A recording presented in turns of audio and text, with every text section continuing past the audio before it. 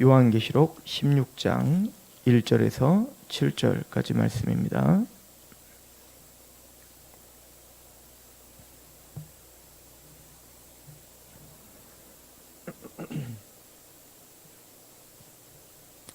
함께 봉독하도록 하겠습니다. 시작. 또 내가 들으니 성전에서 큰 음성이 나서 일곱 천사에게 말하되 너희는 가서 하나님의 진노의 일곱 대접을 땅에 쏟으라 하더라. 첫째 천사가 가서 그 대접을 땅에 쏟음에 짐승의 표를 받은 사람들과 그 우상에게 경배하는 자들에게 악하고 독한 종기가 나더라. 둘째 천사가 그 대접을 바다에 쏟음에 바다가 곧 죽은 자의 피같이 되니 바다 가운데 모든 생물이 죽더라. 셋째 천사가 그 대접을 강과 물의 근원에 쏟음에 피가 되더라. 내가 들으니 물을 차지한 천사가 이르되 전에도 계셨고 지금도 계신 거룩하신 이여 이렇게 심판하시니 의로우시도다. 그들이 성도들과 선지자들의 피를 흘렸으므로 그들에게 피를 마시게 한 것이 합당하니이다 하더라. 아멘.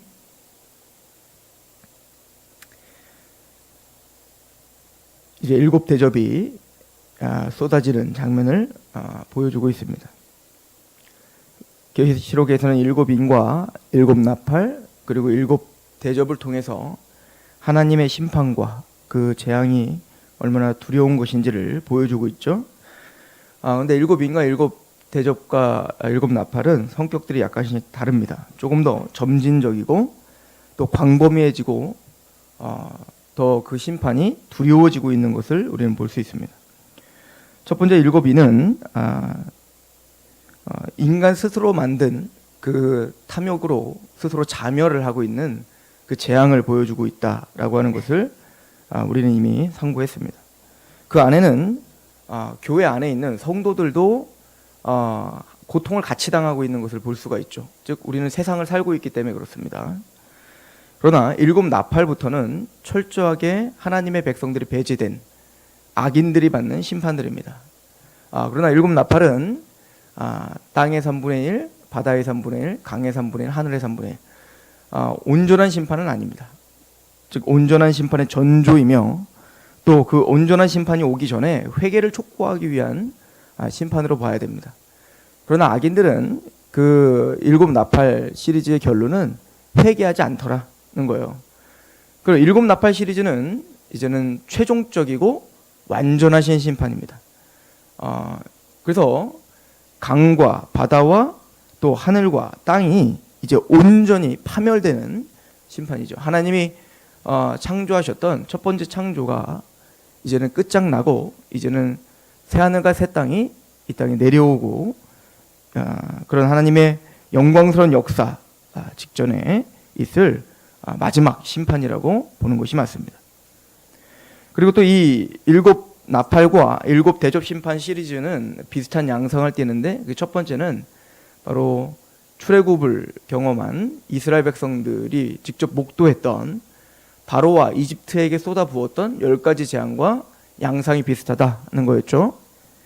그럼 10가지 재앙과 양상이 비슷하다는 것은 그 10가지 재앙에 하나님이 쏟아부었던 그 저주와 그 심판의 그 본질적인 성격이 똑같다는 얘기인 거예요.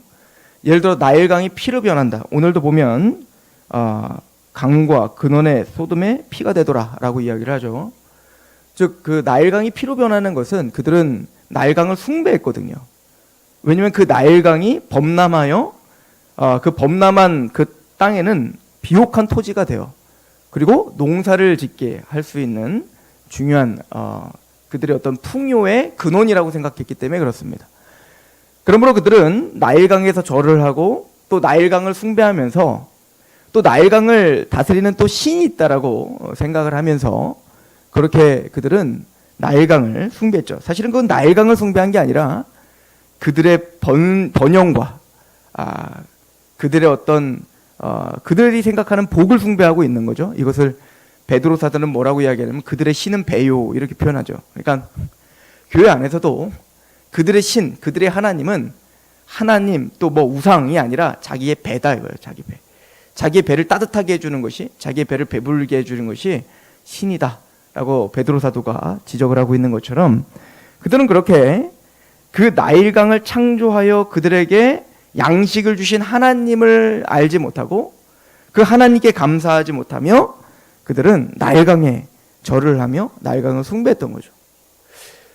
이것을 로마서 1장 18절에 보면 진노가 불의로 진리를 가로막고 있는 자들에 대하여 하나님의 진노하신다라고 표현을 하고 있습니다. 그들은 스스로 지혜롭다고 하나 우준하게 되었다라고 표현하시며 하나님 말씀하시기를 하나님은 알되 하나님을 영화롭게도 하지 못하며 하나님을 감사하지도 못한다, 이렇게 표현하죠. 그러니까 하나님을 안다는 거, 영적 존재이기 때문에 신적 존재, 또 어떤 보여지지 않는 어떤 존재가 우리를 돕고 있고 우리에게 저주를 내리고 또 우리가 감당할 수 없는 어떤 힘이, 또 우리가 감당할 수 없는 현실이, 예를 들어 죽음과 같은 경우 내가 아무리 노력을 하고 어떤 지혜가 있다 하더라도 죽음을 이길 수 없잖아요.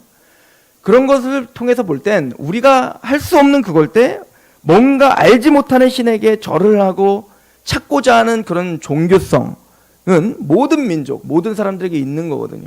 그러니까 하나님은 안다라고 표현하고 있어요. 하나님은 알되 하나님을 경배하지 못한다는 거예요. 하나님을 영화롭게 하지 못한다는 거예요.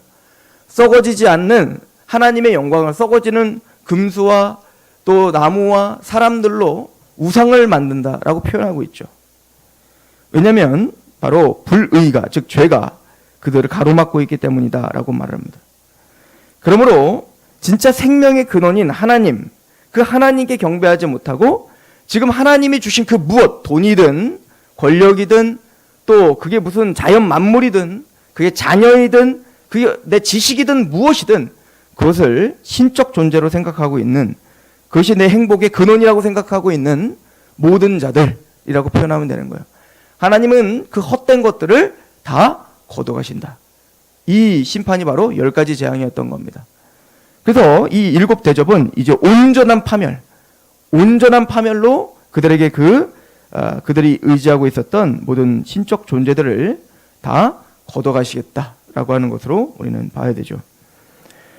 16장 2절에 보면 첫째 천사가 가서 그 대접을 땅에 쏟음에 짐승의 표를 받은 사람들과 그 우상에 경배하는 자들에게 악하고 독한 종기가 납니다. 그래서 그 땅을 하나님은 심판하시는데 그 땅에서 이미 이제 앞서 설명했어요. 이제 7 나팔 시리즈 심판에서 이렇게 구체적으로 나오지 않죠. 왜냐하면 13장에서 이미 그 용과 두 짐승, 사탄으로 대변되는 그 용과 두 짐승이 마침내는 모든 만국을 미혹하여 사람들을 그의 생각과 그의 행동을 세상의 원리, 사탄의 원리, 죄된 원리, 즉 하나님의 율법에서 떠난 원리대로 살게 하는 그 666의 표를 줬다. 그래서 그 표에 인침받은, 그래서 표를 받은 자들이라고 말하는 거예요. 그들이 이제 우상에게 경배한 자들이죠. 짐승의 표를 받고 그 우상에 경배한 자들, 그들에게 쏟아지는 재앙임을 지금 선언하고 있는 거예요. 그러니까 이 7 대접 시리즈는 교회와는 배제된 거예요. 교회는 받지 않는 시리즈입니다. 그래서 행성 충돌, 지진, 해일 이런 것을 통해서 마지막 심판이 올 거야, 이런 얘기가 아닌 거예요. 이것은 구원받은 자가 당하지 않는 심판을 말하는 겁니다. 이것은 사단에게 경배하고 또 짐승에게 절을 하고 있는 자들, 14만 4천 하나님의 백성들, 하나님의 이름과 어린 양의 표가 그 이마에 있는 그 하나님 백성들은 이 재앙을 받지 않는 것입니다. 철저하게 계속 보호하시죠. 나중에 그래서 10가지 재앙, 그 출애굽기에도 보면 나중에는 빛의 재앙을 보면 이집트가 거하는 곳에는 흑암이 있지만 하나님의 백성 이스라엘 백성들이 거하는 곳에는 빛이 있는 걸 볼 수 있죠. 나중에 이들에게 흑암이 있지만 하나님 백성들의 참된 빛인 하나님이 있더라라고 하는 것으로 이제 우리에게 설명이 되어지는 겁니다. 16장 3절, 둘째 천사가 그 대접을 바다에 쏟음에 바다가 곧 죽은 자의 피같이 되니 바다 가운데 모든 생물이 죽더라. 셋째 천사가 그 대접을 강과 물 근원에 쏟음에 피가 되더라. 내가 들으니 물을 차지한 천사가 이르되 전에도 계셨고 지금도 계신 거룩하신 이여 이렇게 심판하시는 것이 의롭다라고 표현하고 있죠. 여기서 보면 전에도 계셨고 지금도 계시느니 장차 오실 이가 빠져버렸죠. 왜죠? 이 최종적인 심판이기 때문에 그렇습니다. 이게 다시 오신 거예요. 이미 오셨기 또 오시지 않습니다. 예수님이 재림하신 겁니다. 그래서 이 심판이 이루어진 겁니다. 계시록의 앞에서는 뭐라고 해요? 지금도 계시고 전에도 계셨고 장차 오시리라고 표현하고 있던 그 표현이 이제는 장차 오시리가 빠져버린 겁니다. 이미 지금 이 배경은 뭐라는 거예요? 예수님이 이제 오셨고 이제 그 심판주로 이 땅에 오셨으며 최종적인 심판이 지금 진행되고 있는 과정인 것을 우리에게 보여주고 있는 겁니다. 그건 최종적인 심판인 겁니다. 그리고는 이렇게 표현하죠. 그의 심판이 의롭습니다라고 표현합니다. 그럼 7절은 이렇게 다시 말씀드립니다. 7절 또 내가 들으니 뭐가 말해요? 제단이 말하기를 그러하다. 주 하나님 곧 전능하신 이시여 심판하신 것이 참되시고 의로우시다 하더라 라고 표현합니다.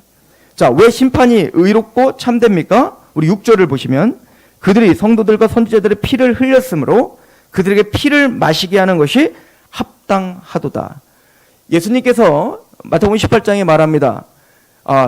지극히 작은 소자에게 하나 행하는 것이 나에게 행하는 것이다. 그 지극히 작은 소자는 나를 믿는 소자라고 말하죠. 그러니까 예수 그리스도를 믿고 너희를 영접하는 자는 나를 영접하는 것이고 너희를 영접하지 않는 건 나를 영접하지 않는 거예요. 그러니까 하나님의 십자가를 믿고 있는 예수 그리스도의 십자가를 믿고 있는 하나님의 백성들과 철저히 동일시하겠다는 거예요. 나는 포도나무고 너희는 가지고 이게 뭐죠? 구원이란 예수님과 연합되어 있는 거거든요. 그래서 우리는 예수님처럼 사는 거고 또 예수님을 전하며 사는 거예요. 그런데 그 예수님을 들고 있는 그를 영접하지 않는 건 예수님을 영접하지 않는 것과 같다라고 선언을 했죠. 그래서 예수님 말씀하시기를 그 소자 하나를 영접하지 않는 것은 나를 영접하지 않는 것과 같아라고 이야기를 한 겁니다. 그리고 말하기를 실족하게 하는 일이 없을 수는 없으나 실족하게 하는 그에게는 저주가 있다라고 표현합니다. 그의 목에 연자맷돌을 목에 달고 바다에 빠치우는 것이 훨씬 낫다라고 표현을 하죠. 그런 것처럼 하나님의 백성들을 철저하게 보호하시겠고 그 하나님의 백성들을 대적하는 그 실족하게 하는 사람들에 대하여 반드시 그 피 흘리는 만큼 그들에게 피를 흘리게 하겠다라고 선언하시는 겁니다. 우리가 이미 반복적으로 몇 번 설명했지만 이 말씀은 요한계시록 6장과 연결되어 있는 말씀입니다. 요한계시록 6장을 한번 봅시다. 요한계시록 6장 10절입니다. 9절 다섯째 인을 떼실 때에 내가 보니 하나님의 말씀과 그들이 가진 증거로 말미암아 죽임을 당한 영혼들이 제단 아래에 있죠. 그 제단에서 뭐라고 소리를 지르죠? 10절 큰 소리로 불러 이르되 거룩하고 참되신 대주제여 땅에 거하는 자들을 심판하여 우리 피를 갚아주지 아니하시기를 어느 때까지 하려 하시나이까 하니 각각 그들에게 흰 두루마리를 주시며 이르시되 아직 잠시 동안 쉬되 그들의 동무 종들과 형제들도 자기처럼 죽임을 당하여 그 수가 차기까지 하라 하시더라. 아직 고난이 끝나지 않았다. 너희들은 자기 십자가를 지고 나를 따라라 라고 말씀하신 거죠. 자, 이 말씀과 연결된 게 오늘 말씀인 겁니다. 16장 다시 보시면 16장 6절 그들이 성도들과 선지자들의 피를 흘렸으므로 그들에게 피를 마시게 하는 것이 합당하니이다 하더라. 내가 들으니 제단이 말하기를 이렇게 표현되고 있는 겁니다. 즉 그 하나님의 성도들이 그 제단 앞에서 신원의 기도를 드렸다고요. 하나님 언제까지 이 피를 갚아주지 않을 겁니까? 얘야 좀 쉬어라. 아직 너의 동료들의 피가 차기까지 아직 끝이 아니다는 거예요. 그래서 우리는 지금도 고난을 당하고 있는 겁니다. 아직 그 피가 차지 않았기 때문에 그렇습니다. 그 피를 갚아주는 때는 언제죠? 바로 예수님의 재림 때인 거예요. 그리고는 이 우리의 기도는 땅에 떨어지지 않음을 성경은 가르쳐주고 있는 겁니다. 우리의 기도가 반드시 성취된다는 것을 오늘 본문에서 보여주는 겁니다. 그 피를 마시게 하는 게 합당해. 왜? 하나님의 백성들을 너희가 피를 흘려기에 했기 때문이다. 그래서 하나님은 그 세상을 심판할 수밖에 없는 겁니다. 그리고는 마침내 이 천사는 이렇게 찬양을 하는 겁니다. 그 제단이 말하기를 그러하다. 주 하나님 곧 전능하신 이시여 심판하시는 것이 참되고 의롭습니다. 지금은 불합리해 보이는 것 같고 또 우리의 삶 속에서 갈등인 것처럼 보이고 그것이 고난인 것처럼 보이지만 마침내 하나님은 우리에게 얼굴과 얼굴 대면하는 그날 얼마나 하나님이 의롭고 또 하나님은 공평하시며 하나님은 거룩하신지를 반드시 나타내실 거라는 겁니다.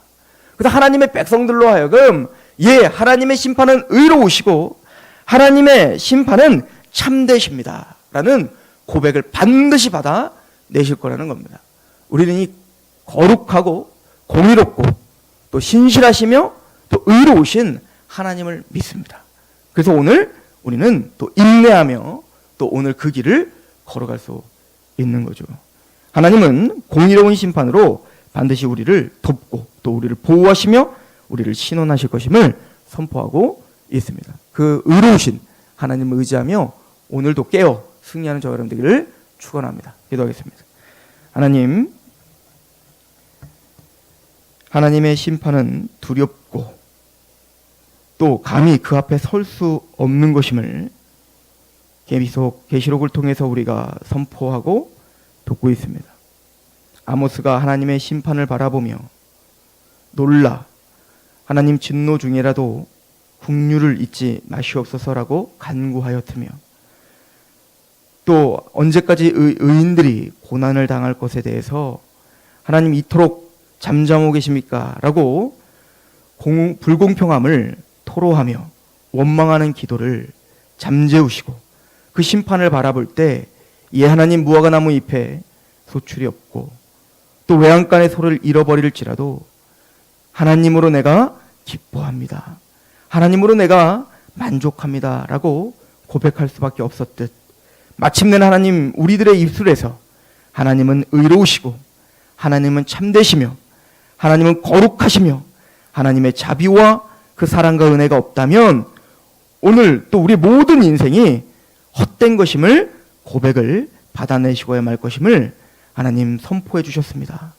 하나님 이 말씀이 생각나고 기억나고 이 말씀이 우리의 생각과 마음을 주장하는 하루가 되게 하시옵소서. 성도의 인내가 여기 있게 하옵소서. 예수 그리스도의 이름으로 감사하며 기도합니다.